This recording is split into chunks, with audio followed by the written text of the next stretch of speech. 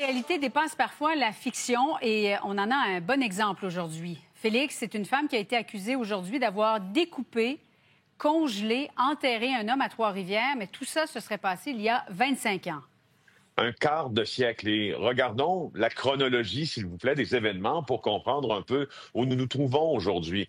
En 1999, Louis Valentine, résident de Laval, gagnera une forte somme à la loto. 200 000 donc 200 000 d'il y a un quart de siècle, c'est beaucoup d'argent. Peu après, il va déménager dans la région de Trois-Rivières. En 2000, on le verra pour une dernière fois à Laval. C'est là que ses amis l'ont vu pour une dernière fois. Puis en 2001, sa famille va le porter disparu. Alors, les policiers, dans ce dossier de disparition, n'ont jamais exclu la piste d'un geste criminel qui l'a visé. Alors, aujourd'hui, en fait, hier, mais elle a comparu. Aujourd'hui, on a procédé à l'arrestation et l'accusation devant le tribunal d'Aline Girardin, 63 ans. C'était l'ex-ami de cœur de Louis Valentine.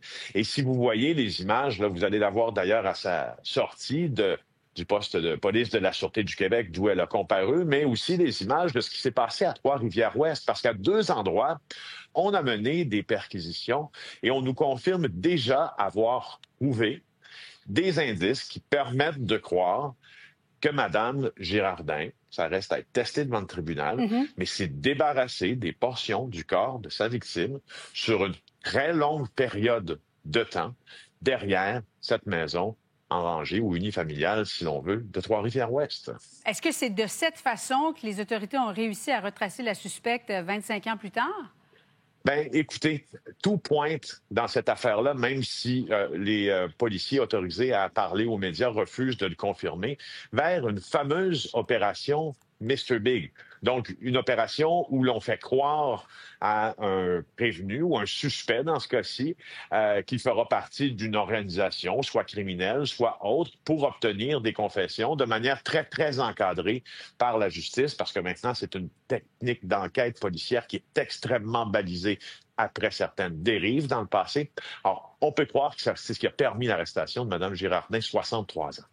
Elle a été remise néanmoins en liberté. Est-ce qu'on sait comment se fait-il qu'on n'ait pas autorisé le fait qu'elle demeure en prison?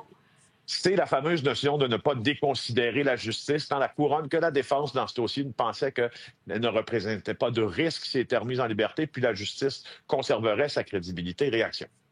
Il y a tout plein de facteurs qu'on prend en considération, notamment, évidemment, le crime en tant que tel, la nature des accusations, mais surtout les circonstances entourant les infractions, le profil de l'individu, l'écoulement du temps peut-être aussi depuis la durée des infractions. Donc, l'ensemble des circonstances, particulièrement le profil de l'individu, faisait en sorte qu'aujourd'hui, de notre point de vue, il n'y avait pas d'objection à sa remise en liberté. Maintenant, où est l'argent?